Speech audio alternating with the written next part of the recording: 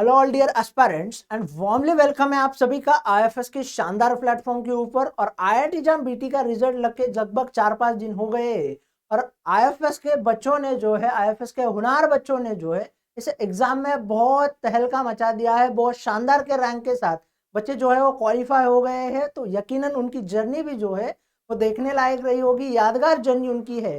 तो ऐसे ही आज एक दोस्त से हम मिलते हैं, ऐसे ही एक बच्चा जो कि आईएफएस से ही जुड़ा हुआ है, तो उनकी जर्नी में क्या क्या स्ट्रैटेजी रही, उन्होंने किस तरीके से अप्रोच किया और उसी के साथ साथ उनको जिंदगी में कौन कौन से स्ट्रगल फेस किए और यहाँ तक पहुंचने में उन्होंने किस तरीके से मेहनत की, तो जानते हैं उनसे ही उनकी जर्नी को, उनकी कहानी को जानते हैं। तो hello. Hello sir, good evening sir. Good evening जी, आपको भी। तो थोड़ा अपने बारे में इंट्रोड्यूस कीजिए हमें। मेरा नाम आंचल है और आईआईटी जैम बायोटेक्नोलॉजी में मेरी ऑल इंडिया रैंक 88 है। और मैंने जो अपनी तैयारी है एग्ज़ाम की वो लास्ट के 4 मंथ में ही कंप्लीट की थी। अ, मेरी जो ग्रेजुएशन है वो BSc embalming and mortuary science में मैंने की है पीजीआई चंडीगढ़ से। जैसे कि ये कोर्स न्यू है तो काफ़ी डिमोटिवेशन होता था वहाँ पे, जैसे कैंपस में बाकी अच्छे कोर्सेज़, वैसे मेरा कोर्स भी अच्छा था पर वो कंसीडर नहीं करते थे। तो मुझे ऐसा लगता था कि मुझे भी कुछ अच्छा करना है। तो एग्ज़ाम के बाद मैंने देखा कि मेरे पास सिर्फ़ 4 ही मंथ हैं, तो सब कैसे मैनेज होगा? तो मैंने 1 महीने में दिन-रात करके जैसे भी करके अपना सिलेबस कंप्लीट किया। पहले एनालाइज़ किया कि कौन-कौन से टॉपिक्स आते हैं और कौन से न्यू टॉपिक्स हैं। क्योंकि मैं नीट एस्पिरेंट रह चुकी हूँ, तो मैक्सिमम जो टॉपिक्स थे वो नीट का ही बेसिक थे। कुछ-कुछ क्वेश्चन्स सॉरी कुछ-कुछ जो चैप्टर्स थे और टॉपिक्स थे वो थोड़े एडवांस लेवल के थे। तो वो मैंने आईएफएएस यूट्यूब वीडियो से कंप्लीट किए।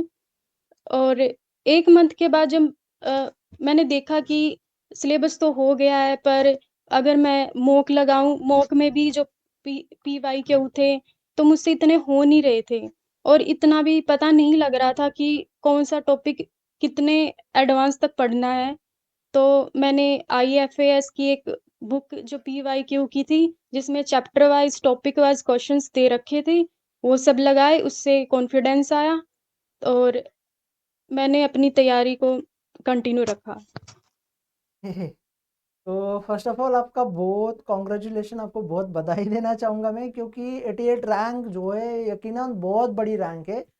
तो फिर मेरे तरफ से, पूरे आईएफएस फैमिली की तरफ से आपको कॉन्ग्रेचुलेट करना चाहूँगा। Thank you sir. तो आंचल जी, आपने कुछ जो चीज़ें हैं मुझे सच में बहुत शॉकिंग कर दी है।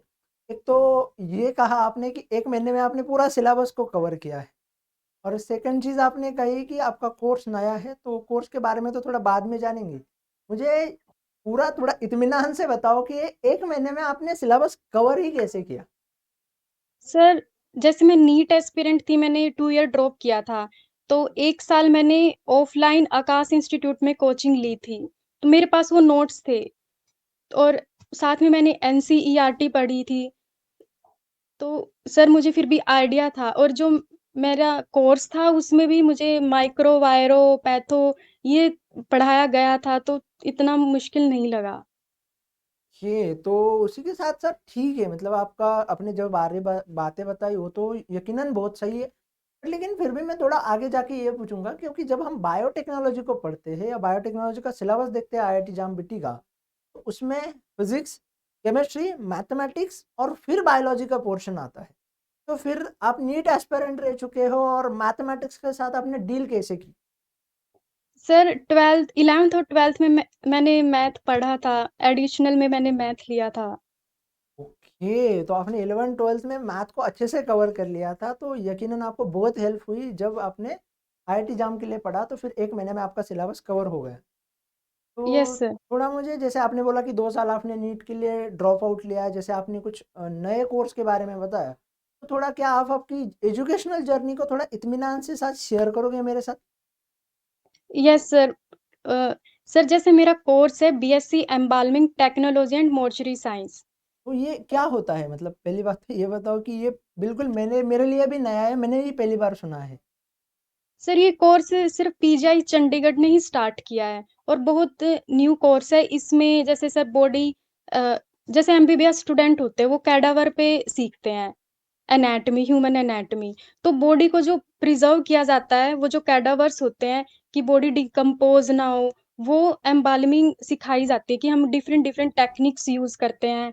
फिर हमें 3 साल सर ह्यूमन एनाटॉमी पढ़ाई जाती है। एमबीबीएस में एक सब्जेक्ट होता है ह्यूमन एनाटॉमी, जो 6 महीने में शायद कंप्लीट कर देते हैं। हमें वो 3 साल बहुत ही डीपली पढ़ाया जाता है। हमें फिर सर फोरेंसिक मेडिसिन पढ़ाया जाता है। मॉर्चरी में पोस्टिंग लगती है, वहाँ लीगल वर्क जो होता है, हम डॉक्टर को असिस्ट करते हैं। सैंपल कैसे भेजते हैं हम, जैसे सर फोरेंसिक लैब में सैंपल जाते हैं, कोई क्राइम सीन से कोई सैंपल आता है, बॉडी से हम कोई सैंपल लेते, विसराज लेते, वो कैसे पैक करते, कैसे प्रिज़र्व करते हैं। हिस्टो का वर्क हो गया, टिश्यू प्रोसेसिंग, स्टेनिंग, फिर पैथो में पोस्टिंग लगती है, वहाँ पर असिस्ट करना। पैथो में सर और हिस्टो में जैसे स्टेनिंग में टिश्यू प्रोसेसिंग, माइक्रोटोमी अलग-अलग लैब होती है सर, वहाँ पे हमारी पोस्टिंग होती है, वो सब सिखाया जाता है। Plus museum museum curating museum होता है, उसको पूरा म्यूज़ियम आप कैसे सँभालोगे, कैसे जो स्पेसिमेन है आप वो रखते हो, कैसे उनको सेफ रखोगे, प्रिज़र्व रखोगे, जो बॉडी में एम्बाल्मिंग फ्लूइड डालते हैं प्रिज़र्व करने के लिए, वो कैसे बनाओगे, उनकी इंग्रीडिएंट के बारे में, तो सब बहुत कुछ ऐसे पढ़ाया जाता है। यार ये तो बहुत मतलब नई और यकीनन बहुत बेहतरीन चीज़ है। ये तो बिल्कुल प्रैक्टिकल है, मतलब लाइफ से रिगार्डिंग प्रैक्टिकल भी है। यस तो फिर सर। कोर्स तो बहुत अच्छा रहा होगा। फिर आपका एक्सपीरियंस क्या है ओवरऑल उस कोर्स के ऊपर? सर एक्सपीरियंस तो बहुत अच्छा, क्योंकि सर जो चीज़ें हमने वहाँ प्रैक्टिकल की हैं, वो इतनी ईज़िली मिलती भी नहीं, ऊपर से सर पीजीआई का टैग भी मिला, पर जैसे नया कोर्स होता है सर, जॉब्स इतनी नहीं होती हैं। हमें सर प्राइवेट जॉब मिल जाएँगी, पर गवर्नमेंट इतनी जॉब नहीं है, तो वहाँ पे जो अदर पैरामेडिकल कोर्सेज़ के बच्चे थे, तो थोड़ा हमें इन्फीरियर फ़ील करवाते थे कि तुम तो मॉर्चरी वाले हो, ऐसे तो बहुत बुरा लगता था। फिर सोचा कि अब तो ठीक है, बोलने दो, आगे अच्छा करेंगे कि कोई बोल ही ना पाए।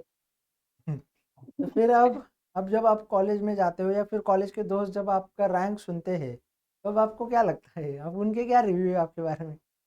सर मैंने किसी को बताया ही नहीं है अभी, सर दोस्तों को। इमीडिएटली आईएफएस का सरप्राइज़ ही दोगे इंटरव्यू देके? सर अब तो वैसे मेरा जो टारगेट था वो आईआईएससी बैंगलोर था। अगर वो मिल जाता है तो फिर डायरेक्ट तभी बताऊँगी सर। वो तो सही बात है फिर। तो मुझे ये बताओ थोड़ा और जैसे आपने बोला कि आपने 2 साल नीट के लिए प्रिपरेशन किया। तो फिर उस यस सर। नेगेटिविटी के थॉट से, उस नेगेटिविटी से बाहर निकल के फिर आपने कोर्स में एडमिशन लिया, वहाँ पे आपको बच्चों के थ्रू, आपके फ्रेंड्स के थ्रू टीज देखने को मिला, वो भी नेगेटिव एनवायरनमेंट आपके लिए क्रिएट किया गया। तो ये सारे नेगेटिव नेगेटिव एनवायरनमेंट से हो गए, फिर आप पॉजिटिव एनवायरनमेंट में आते हो और उसी के साथ साथ इतना अच्छा बेहतरीन परफॉर्म करते जाते हो। तो ये फिर मोटिवेशन क्या रहा आपका, इंस्पिरेशन क्या रहा, या फिर थॉट प्रोसेस कैसे रही आपको? सर मैंने वैसे डिग्री के टाइम पे ही खुद को आइसोलेट कर लिया था। मैं इतना किसी के कॉन्टैक्ट में नहीं रहती थी और बस अपना पढ़ाई करती थी। फिर ये था कि बोलने दो, करके ही मुँह बंद करेंगे, और तो सर बस यही था। अच्छा अच्छा, मतलब जो बोलना है बोल लो, मैं मेरे रिजल्ट से आपका मुंह बंद करूंगी। Yes sir. ये सही थॉट प्रोसेस है। तो शायद मुझे कुछ हद तक जो है ये चीज़ें बिल्कुल सही भी लगती है, क्योंकि मतलब लोगों का काम ही होता है आपको डिमोटिवेट करना, निगेटिविटी देना, टीज करना। और ये आपके साथ ही नहीं, बहुत सारे एस्पिरेंट्स के साथ भी होता है, कॉलेज के बहुत सारे बच्चों के साथ भी होता है। जब भी भैया बच्चा कुछ नया करने जाता है, एस्पिरेंट्स कुछ नया करने जाता है, तो उसको ज़्यादा ट्रोल किया जाता है, उसको मतलब बच्चों का, बाकी बच्चों का ठीक है जो भी थॉट प्रोसेस रहता होगा, बट लेकिन जब आप यकीनन बहुत बेहतरीन कर लेते हो तो फिर तब पक्का आपका जो रिजल्ट है वो उनका आंसर कर जाता है, जो भी रहता होगा वो। ठीक है, तो फिर आपने क्वेश्चन प्रैक्टिस कैसे की, रिवीजन कैसे किया और मॉक टेस्ट कैसे लगाया, थोड़ा इसके बारे में बताओ। सर स्टार्टिंग में जैसे मैंने बताया, मैं बहुत डिमोटिवेट हो गई थी कि क्वेश्चंस कैसे करूँ, क्योंकि पता नहीं लग रहा था कि किस लेवल तक का आएगा। क्योंकि 2024 का एग्ज़ाम तो ईज़ी था। पर अगर उससे पीछे वाले जो 2017 के, 15 के अगर हम क्वेश्चंस देखें तो थोड़े हाई लेवल के थे। फिर मैंने हम्म। सर आईएफएस की एक बुक खरीदी थी, वहीं से मुझे आइडिया लगा था। फिर सर मैंने टेस्ट सीरीज़ ली थी आईएफएस की, तो सर वो बहुत मुझे, जैसे इस साल एग्ज़ाम आया उस लेवल तक के उसमें मुझे क्वेश्चंस दिखे। तो मुझे लगा अभी तो बहुत कम टाइम, और मैं अगर ये करने बैठूँगी तो मुझसे होगा नहीं, क्योंकि मैंने इतना लेवल का भी किया नहीं था सर। तो फिर मैंने जैसे पीडब्ल्यू की टेस्ट सीरीज़ ली, उसमें भी मेरे मार्क्स नहीं आते थे, वो मुझे थोड़ी ठीक लगी, ईज़ी लगी। पर जैसे-जैसे मैं बार-बार रिवीज़न करती थी, मेरा मेन टारगेट रहता था क्वेश्चन कितने भी करूँ, पर डेली 1 यूनिट बायो, 1 फिज़िक्स और 1 केमिस्ट्री, ये तो मैंने रिवाइज़ करने ही करने हैं, और साथ में पीवाईक्यू।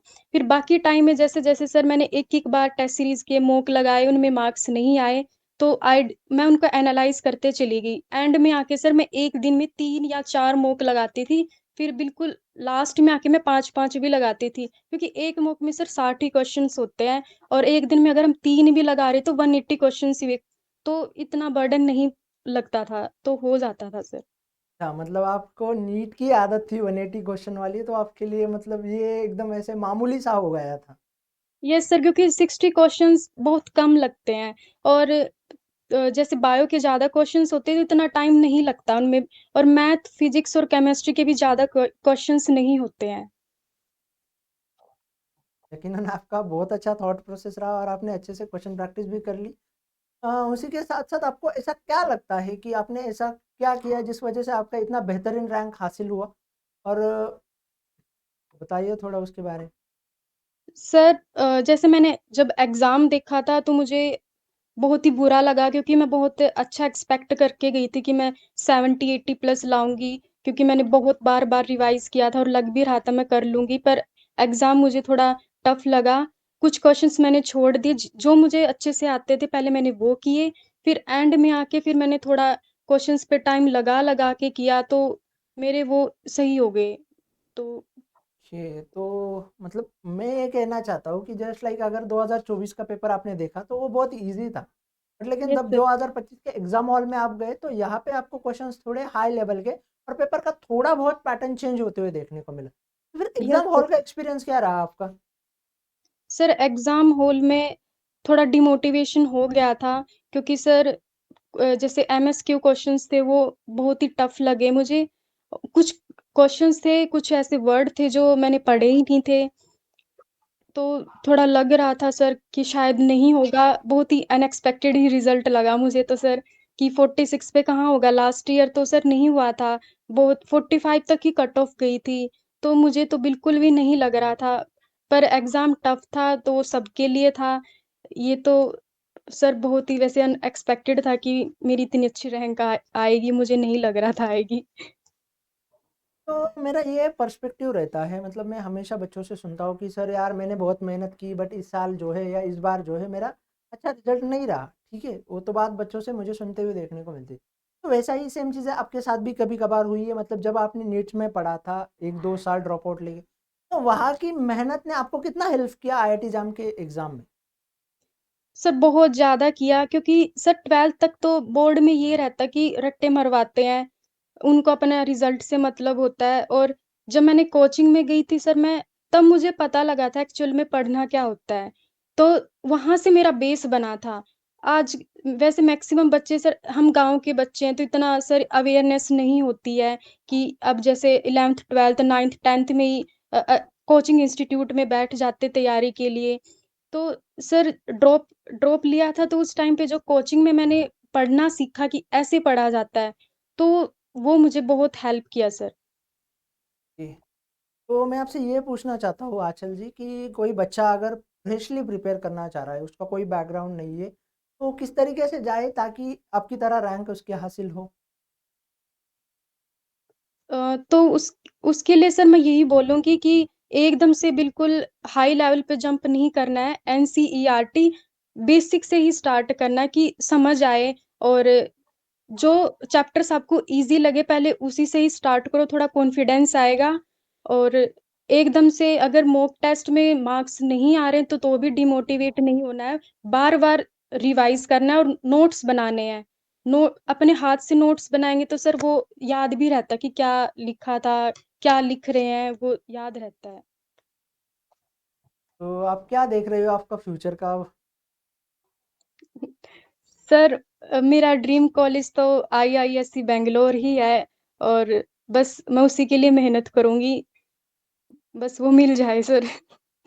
यार, मैं मतलब दुआ करता हूँ भगवान से और पूरा आईएफएस फैमिली आपके लिए दुआ करेगी कि आपका जो भी ख्वाब है वो ख्वाब पूरा हो जाए, आपका जो भी फ्यूचर है वो अच्छे से सिक्योर हो जाए, क्योंकि आईएफएस हमेशा चाहता है उसके जो भी बच्चे हैं वो बहुत अच्छी जगह के ऊपर जाए, बहुत अच्छा परफॉर्मेंस करे। तो उसी के साथ साथ thank you so much Aanchal ji, sharing your journey, your experience, your knowledge, your all perspective regarding the exams. मुझे पक्का यकीन है कि जो भी बच्चे इस सेशन को देखेंगे, उसी के साथ साथ आपको अगर फॉलो करेंगे तो यकीनन उनका रैंक भी जो है आपकी तरह ही बेहतरीन आएगा। आप जो है आज आपने मतलब बहुत सारे बच्चों के लिए जो है एक नया चीज़ें बताई है, ताकि वो उसको अगर बच्चे फॉलो कर लेते हैं तो यकीनन उनका भी बेहतर रिजल्ट लगेगा आपकी तरह ही। Thank you so much and thank you once again. Thank you sir.